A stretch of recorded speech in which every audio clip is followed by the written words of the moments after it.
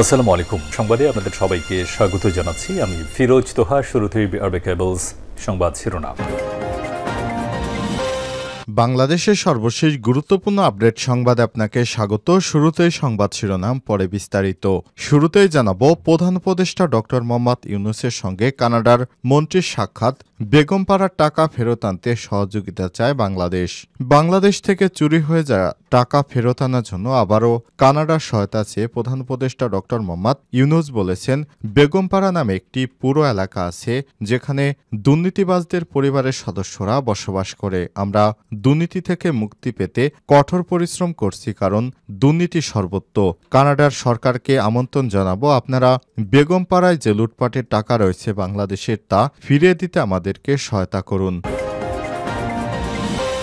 এরপর জানাবো, গ্রেপ্তার আতঙ্কে কাঁপছেন গণপূর্তের ১৬ প্রকৌশলী। জুলাই বিপ্লবের শিক্ষার্থী জনতাকে হত্যা মামলার আসামি করা হয়েছে গণপূর্ত অধিদপ্তরের ১৬ জন প্রকৌশলীকে। পাশাপাশি একই অভিযোগে জাতীয় গৃহায়ণ কর্তৃপক্ষের এক প্রকৌশলীর বিরুদ্ধেও মামলা করা হয়েছে। মামলার পর থেকেই ক্ষমতাচ্যুত আওয়ামী লীগ সরকারের সুবিধাভোগী এসব প্রকৌশলীরা রয়েছেন গ্রেপ্তার আতঙ্কে। এদিকে হাতিয়া ও গাজীপুরে ছাত্র জনতার উপর হামলাকারীদের গ্রেপ্তারের দাবিতে বিক্ষোভ। নোয়াখালী, হাতিয়া ও গাজীপুরে ছাত্র জনতার উপর গুলি চালানোর প্রতিবাদে নোয়াখালীতে জাতীয় নাগরিক কমিটির উদ্যোগে এক বিক্ষোভ মিছিল অনুষ্ঠিত হয়েছে। গতকাল বিকাল ৫:৩০টার দিকে মাইজদী বড় মসজিদ মোড় থেকে বিক্ষোভ মিছিলটি শুরু হয়। জানাবো, দ্রব্যমূল্য কারসাজি সিন্ডিকেট সরকারের চেয়ে শক্তিশালী নয় বললেন বাণিজ্য উপদেষ্টা। বাংলাদেশের বাণিজ্য, বস্ত্র ও পাট মন্ত্রণালয়ের উপদেষ্টা শেখ বশিরউদ্দিন বলেছেন, বাজারে নিত্য প্রয়োজনীয় দ্রব্যমূল্যের কারসাজির ক্ষেত্রে বিদ্যমান সিন্ডিকেট সরকারের চেয়ে শক্তিশালী নয়। দেশে বিভিন্ন পণ্যের মজুত ও সরবরাহের উপর সরকারের নজরদারি রয়েছে। এই মুহূর্তে ভোজ্য তেলের বাজারে যে অস্থিরতা রয়েছে তা এক সপ্তাহের মধ্যেই কেটে যাবে। এদিকে নাটোরের স্বেচ্ছাসেবক লীগের ২ নেতা গ্রেপ্তার। দেশজুড়ে চলমান অপারেশন ডেভিল হান্ট অভিযানে নাটোরের সিংড়ায় স্বেচ্ছাসেবক লীগের ২ নেতাকে গ্রেপ্তার করেছে পুলিশ। রোববার ১০ই ফেব্রুয়ারি তাদের নিজ বাড়ি থেকে গ্রেপ্তার করা হয়। গ্রেপ্তারকৃতরা হলেন সিংড়া উপজেলার শেরকোল ইউনিয়ন স্বেচ্ছাসেবক লীগের সভাপতি সিদ্দিকুর রহমান ৪৫। তিনি রানীনগর গ্রামের মোহাম্মদ সাদাত হোসেনের ছেলে। অপর পৌর স্বেচ্ছাসেবক লীগের সদস্য মোহাম্মদ রিপন হোসেন ২৫। তিনি নিঙ্গইন গ্রামের মোহাম্মদ নজরুল ইসলামের ছেলে। এবং সর্বশেষ জানাবো, ডিসেম্বরের মধ্যেই নির্বাচনের প্রস্তুতি নিচ্ছে সরকার বললেন মির্জা ফখরুল। অন্তর্বর্তীকালীন সরকারের প্রধান উপদেষ্টা অধ্যাপক ডক্টর মোহাম্মদ ইউনূস এবছরেরই ডিসেম্বরের মধ্যে নির্বাচনের প্রস্তুতি নিচ্ছেন বলে জানিয়েছে বিএনপির মহাসচিব মির্জা ফখরুল ইসলাম আলমগীর। আজ তিনি প্রধান উপদেষ্টার সঙ্গে তার বাসভবন যমুনায় বৈঠক শেষে সাংবাদিকদের প্রশ্নের জবাবে এসব কথা বলেছেন তিনি। প্রিয় দর্শক, এতক্ষণ শুনছিলেন সংবাদ শিরোনাম, এবারে বিস্তারিত। তবে তার আগে বন্ধুরা, অনুরোধ থাকবে সংবাদটিতে একটি লাইক দিন। এই চ্যানেলে আপনি নতুন হয়ে থাকলে আমাদের সংবাদটি দেখতে দেখতে চ্যানেলটি সাবস্ক্রাইব করে রাখুন। কমেন্ট করে আপনার মূল্যবান মতামত জানিয়ে দিন আপনি বিশ্বের কোন দেশ থেকে বা বাংলাদেশের কোন স্থান থেকে আমাদের সংবাদটি দেখছেন এবং শুনছেন। এবারে বিস্তারিত। বেগমপাড়ার টাকা ফেরত আনতে সহযোগিতা চায় বাংলাদেশ। প্রধান উপদেষ্টার সঙ্গে কানাডার মন্ত্রীর সাক্ষাৎ। বাংলাদেশ থেকে চুরি হয়ে যাওয়া টাকা ফেরত আনার জন্য আবারও কানাডার সহায়তা চেয়েছেন প্রধান উপদেষ্টা ডক্টর মোহাম্মদ ইউনূস। তিনি বলেন, বেগমপাড়া নামে একটি পুরো এলাকা রয়েছে যেখানে দুর্নীতিবাজদের পরিবারের সদস্যরা বসবাস করছে। আমরা দুর্নীতি থেকে মুক্তি পেতে কঠোর পরিশ্রম করছি, কারণ দুর্নীতি সর্বত্র। বাংলাদেশকে কানাডা সরকার সহযোগিতার আশ্বাস দিয়ে কানাডার মন্ত্রী বলেন, আমরা দুর্নীতির টাকা চাই না, কানাডার জনগণের লুটপাটের টাকা চায় না। সোমবার তেজগাঁয়ে প্রধান উপদেষ্টার কার্যালয়ে সাক্ষাৎ শেষে প্রধান উপদেষ্টা প্রফেসর ডক্টর মোহাম্মদ ইউনূসকে এ ব্যাপারে দেশটির আন্তর্জাতিক উন্নয়ন মন্ত্রী আহমেদ হোসেন এসব কথা বলেছেন।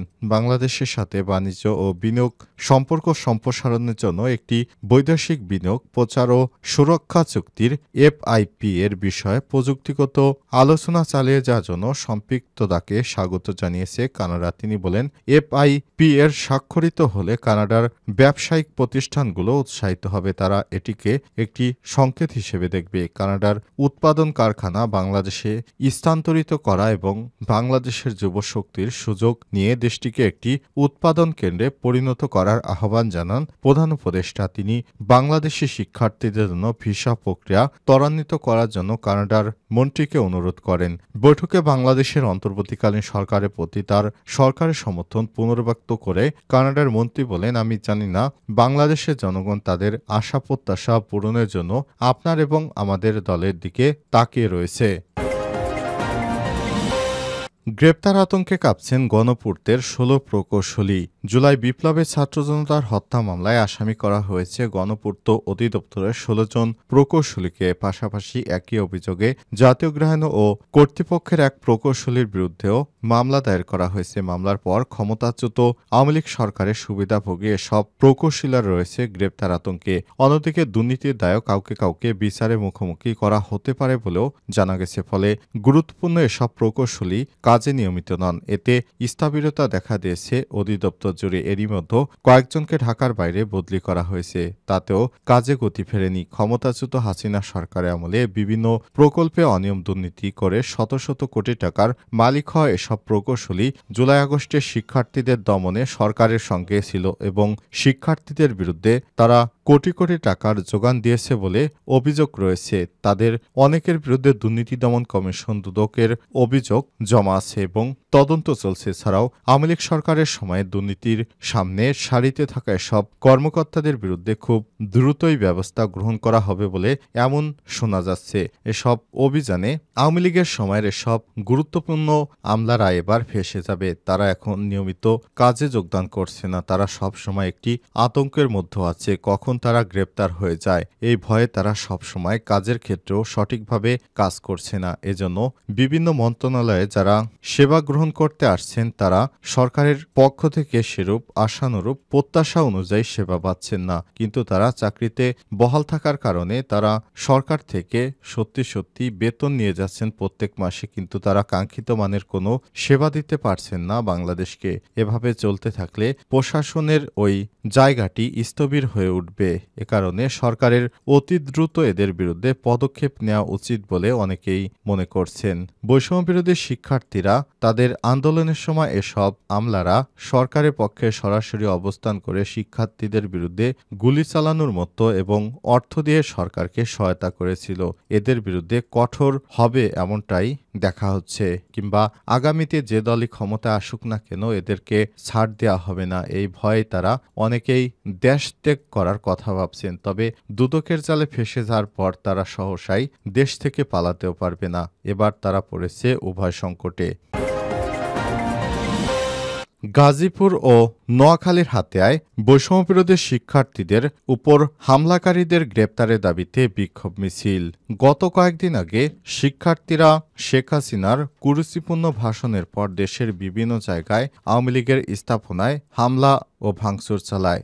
এদিকে শিক্ষার্থীদের মিথ্যা বলে গাজীপুরে জাহাঙ্গীরের নির্দেশে শিক্ষার্থীদের একটি ফাঁদে ফেলে তাদেরকে মারাত্মকভাবে কুপিয়ে জখম করে আওয়ামী লীগের কিছু সন্ত্রাসীরা। এই ঘটনায় দেশজুড়ে বিক্ষোভ মিছিলের ডাক দেয় বৈষম্যবিরোধী ছাত্র আন্দোলন ও জাতীয় নাগরিক কমিটি। গাজীপুরের পাশাপাশি নোয়াখালীর হাতিয়ায়ও শিক্ষার্থীদের উপর আওয়ামী লীগের সন্ত্রাসীরা হামলা করেছে।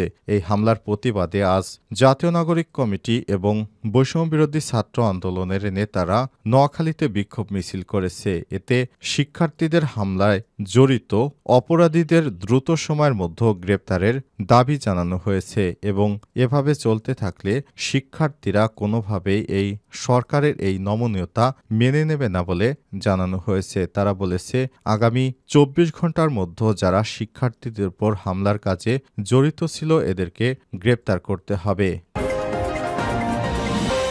দ্রব্যমূল্যে কারসাজি সিন্ডিকেট সরকারের চেয়ে শক্তিশালী নয় বলেন বাণিজ্য উপদেষ্টা শেখ বশিরউদ্দিন বলেছেন, বাজারে নিত্য প্রয়োজনীয় দ্রব্যমূল্যের কারসাজির ক্ষেত্রে বিদ্যমান সিন্ডিকেট সরকারের চেয়ে শক্তিশালী নয়। দেশের বিভিন্ন পণ্যের মজুত ও সরবরাহের উপর সরকারের নজরদারি রয়েছে। এই মুহূর্তে ভোজ্য তেলের বাজারে যে অস্থিরতা রয়েছে তা এক সপ্তাহের মধ্যে কেটে যাবে। সোমবার 10ই ফেব্রুয়ারি দুপুরে বেসরকারি ব্যবস্থাপনায় পরিচালিত বাংলাদেশ পাটকল কর্পোরেশন খুলনার দৌলতপুর জুট মিলের উৎপাদন কার্যক্রম পরিদর্শনে গিয়ে সব কথা বলেছেন তিনি। এ সময় উপদেষ্টা বলেছেন, দেশে বিদ্যমান সকল পাটকল চালু রাখতে বছরে প্রায় 40 লক্ষ মেট্রিক টন পাটের প্রয়োজন, কিন্তু দেশে পাটের উৎপাদন কেবল 12 লক্ষ মেট্রিক টন। কিন্তু সারা বিশ্বে বার্ষিক পাটের উৎপাদন 25 লক্ষ মেট্রিক টন। সেক্ষেত্রে কেবল পাট দিয়ে এতগুলো প্রতিষ্ঠান চালু রাখা বাস্তবসম্মত নয়। তাই পাটকলগুলো বেসরকারি খাতে লিজ প্রদানের ক্ষেত্রে শর্ত শিথিল করে পাটভিত্তিক শিল্পের পাশাপাশি অন্য শিল্প কারখানা স্থাপনের সুযোগ রাখা হচ্ছে। তিনি আরও বলেছেন, খুলনার দৌলতপুরে জুট মিল বেসরকারি উদ্যোগে চালু হওয়ার প্রায় 700 লোকের কর্মসংস্থান রয়েছে এখানে। আমরা এ বিষয়ে কাজ করছি। পরিদর্শনকালে খুলনা জেলা প্রশাসক মোহাম্মদ সাইফুল ইসলাম ও দৌলতপুর জুট মিলের কর্মকর্তারা উপস্থিত ছিলেন।